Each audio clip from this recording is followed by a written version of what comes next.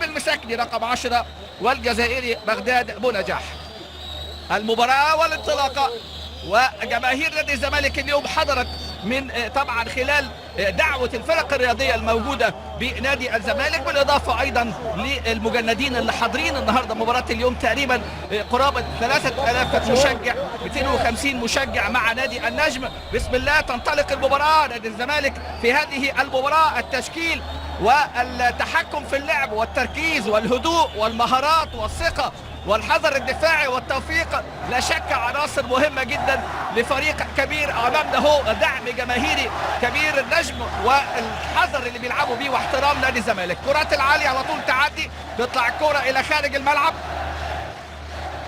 مباراة سيكون السيناريو هو اللي يحدد ظروف المباراة، ومعروف يوسف ومحمد سالم واحمد حسن مكي. استلام على طول من باسم مرسي، ايمن حفني ادي التداخل قوي. عمار الجمل امامنا لكن مقطوعه مره ثانيه. طارق حامد طرد. علي جبر عمل ضغط على لاعبي نادي الزمالك وحاله من عدم التركيز وبيحاولوا استجماع قوتهم، لكن امام هذه الكثافه. ودي كره مقطوعه واول هجمه للزمالك، ودي كهرباء وممكن هدف. يا ولد يا ولد يا ولد يا ولد، الزمالك ب10 لكن يسجل كهرباء. 10 على 10 كهرباء. حلوه حلوه حلوه. شوف امامنا هنا الزمالك، ادي الزمالك الجماهير الزملكاويه التي اتت اليوم في هذه المباراه لا تريد التاهل بل تريد رد الاعتبار، والزمالك ب10 لاعبين لكن هدف اول.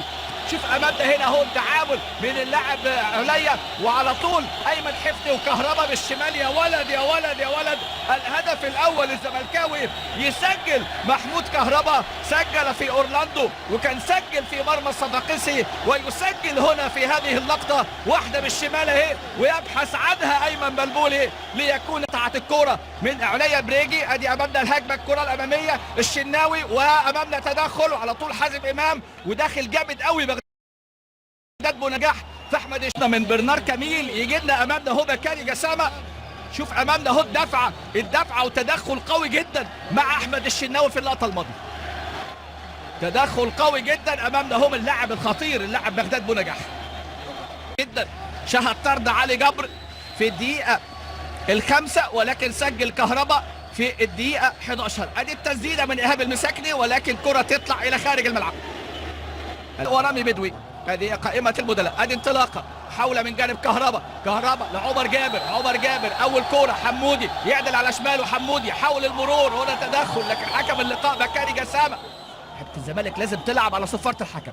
خلاص حكم اللقاء ادى البطاقه الحمراء لعلي جبر. ادي ضغط زملكاوي ناجح من طارق حامد، ملعوبه حلوه قوي لكن قصيره شويه على اللاعب احمد حمودي وتطلع الفيلسوف جاسوالدو فيريرا. لمسه حلوه قوي من ايمن حفني الى حازم امام. هل يشيل عرضيه؟ يشيل امامنا عرضيه لكن على طول حس كده اقدام لاعبي الزمالك مع الضغوط على احمد حمودي اللي النهارده طرد علي جبر. يعني برضو علي جبر لازم يعني يتعلم بقى من هذه الامور. ادي الكره من ايمن حفني وادي الكرات العاليه لكن دائما التعامل. تصل الكره الى امامنا اهو انطلاقه واختراق، وادي طارق حامد وصراع ولكن غير تسلل. طارق حامد عملها لنفسه وهو راح ولكن طبعا وضعيه تسلل في اللقطه الماضيه.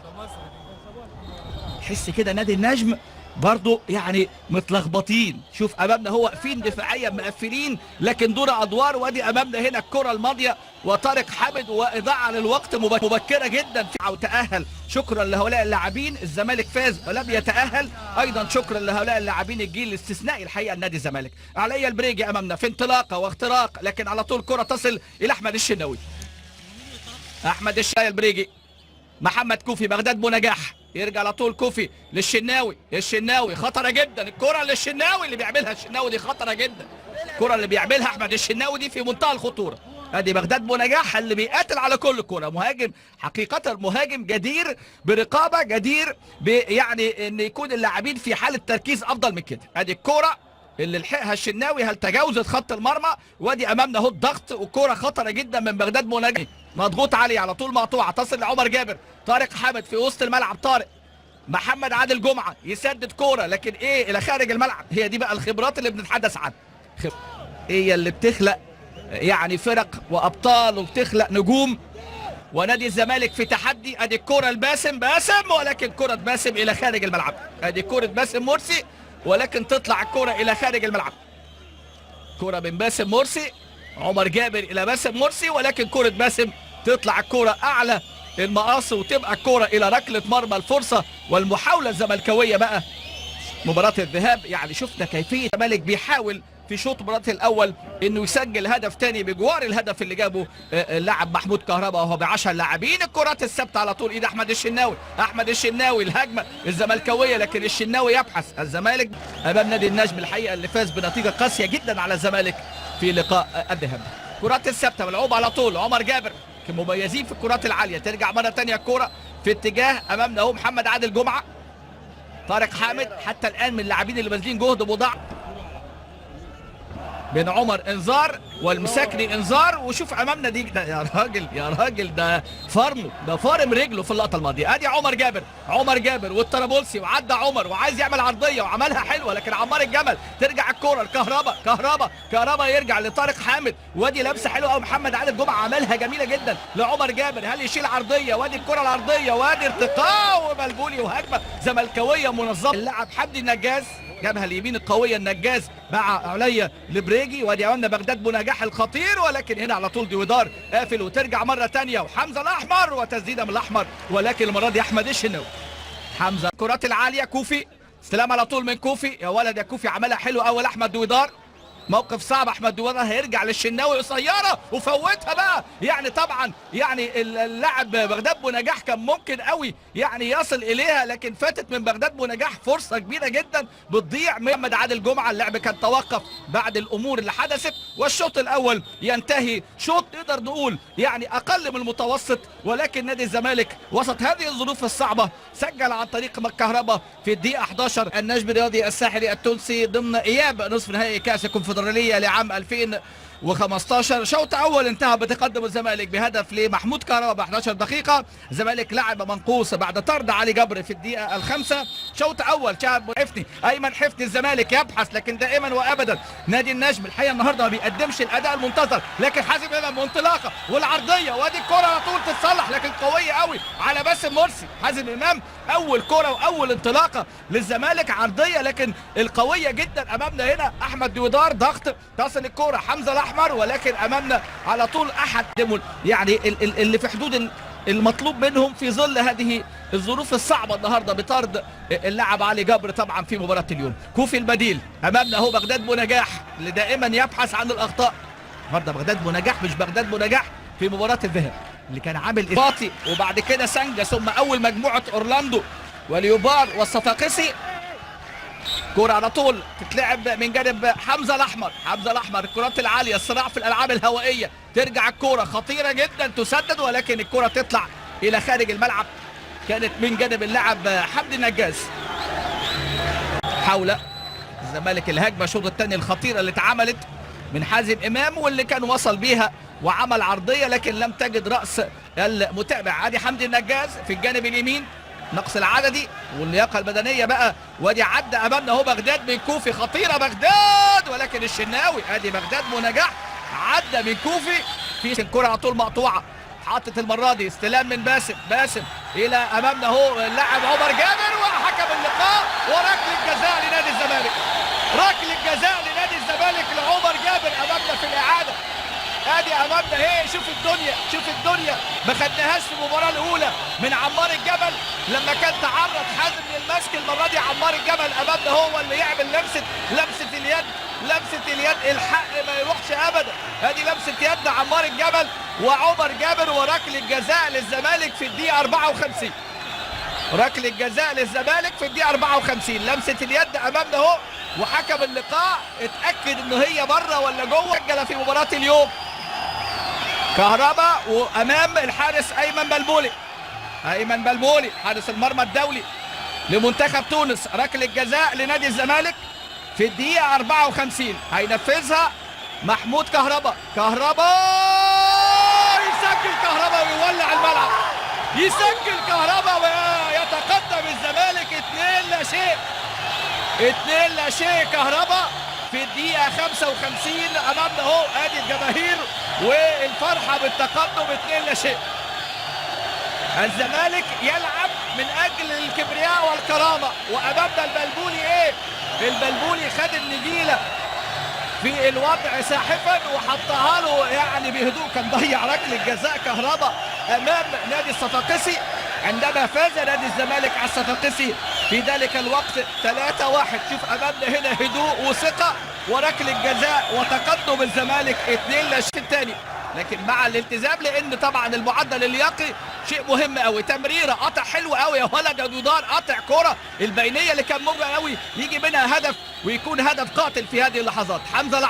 حمزه الاحمر يلعب كوره في اتجاه اللاعب محمد امين بن عمر، لكن محمد عادل جمعه اللي بدا يدخل في اجواء اللقاء وبدا يظهر في الوقت المناسب. ادي محمد عادل جمعه و60 من لا شيء للزمالك في مجموع اللقاءين. 5-3 متقدم فريق نادي النجم.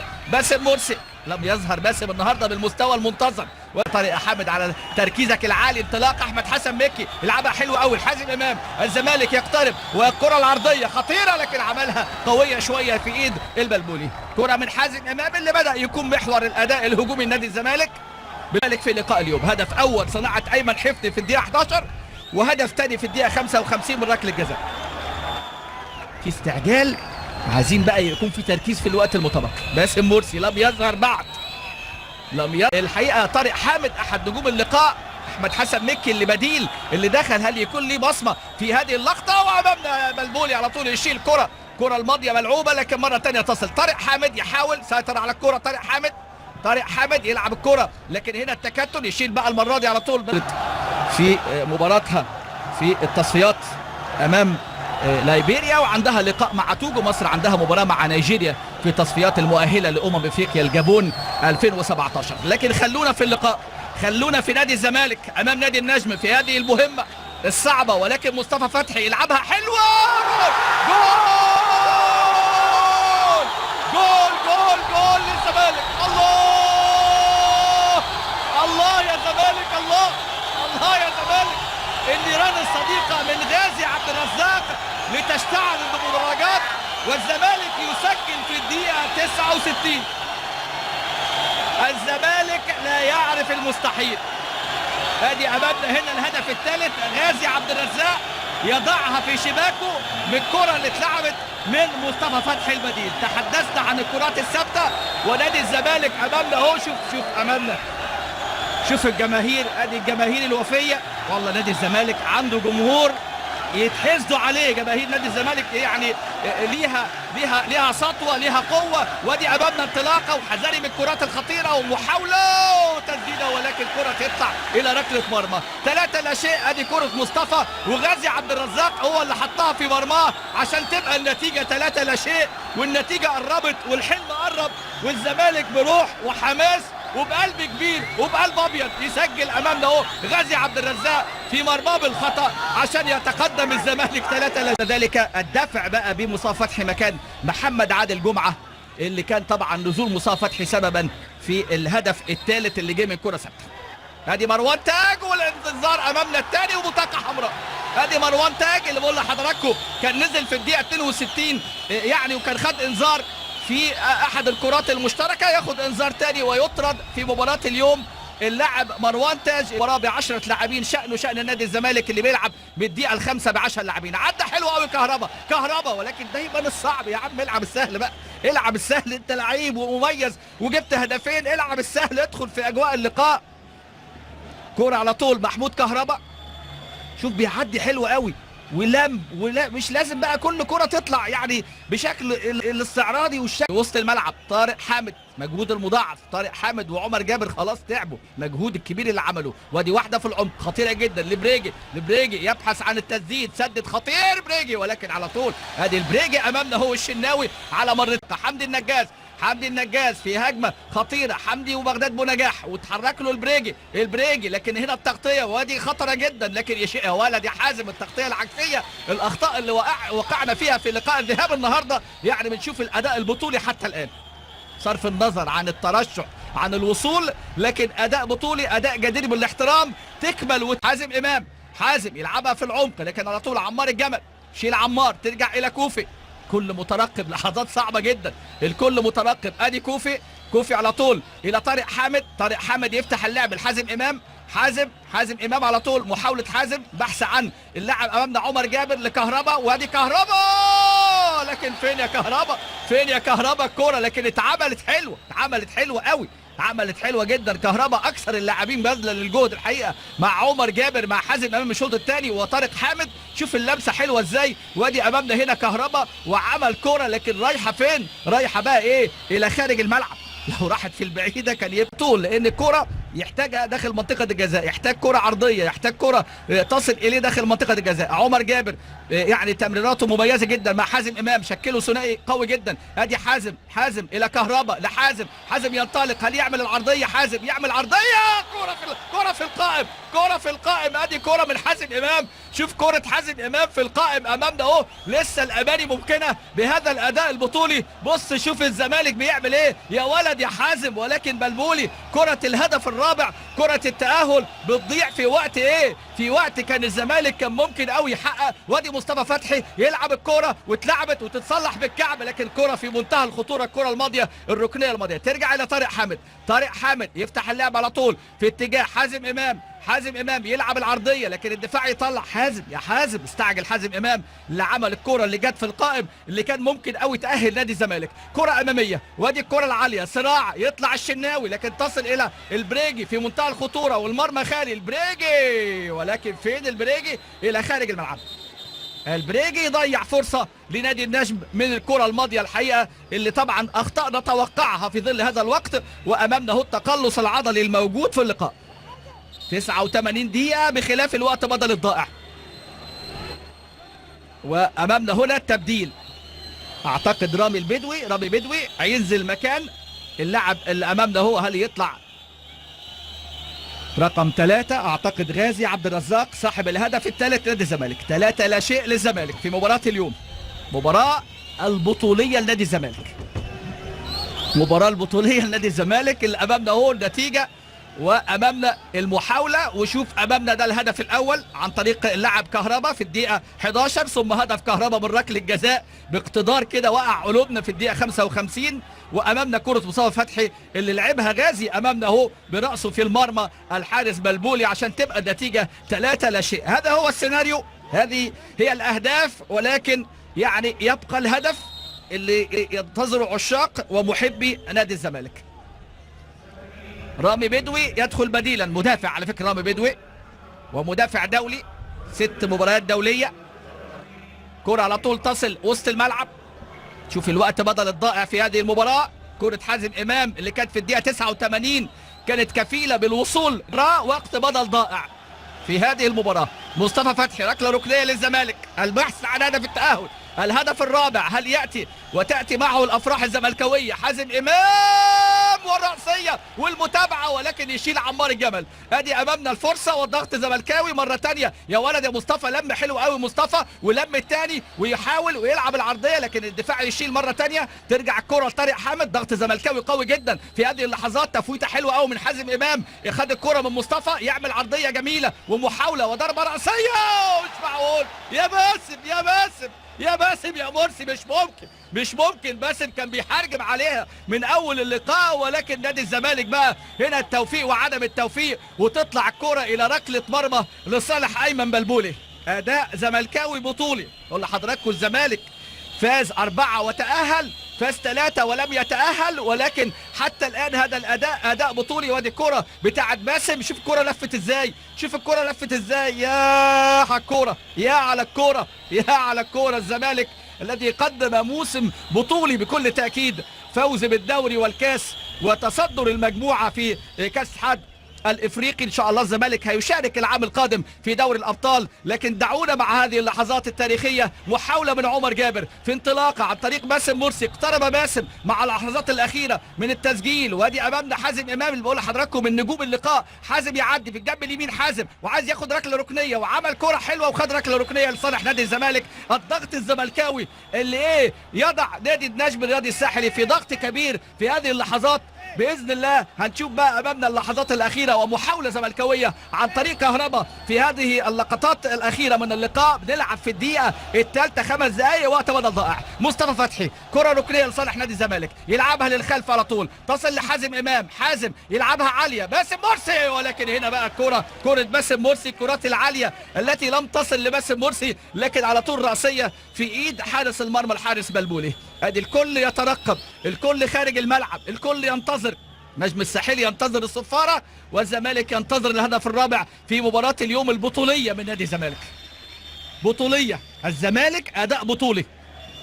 زمالك في مباراة الذهاب لم يقدم مستواه المعهود، الزمالك لم يظهر في مباراة الأولى مستواه المعهود. على طول استلام، على طول كوفي، أحمد دويدار تحرك المرة دي، محاولة، وادي أمامنا الكورة ملعوبة في اتجاه مصطفى، لكن هنا الضغط وقاطع المرة دي اللاعب رامي بدوي. شوف أمامنا هنا جيسوالدو فيريرا في مباراة اليوم أمام الظروف الصعبة طرد علي جبر بعد 5 دقائق.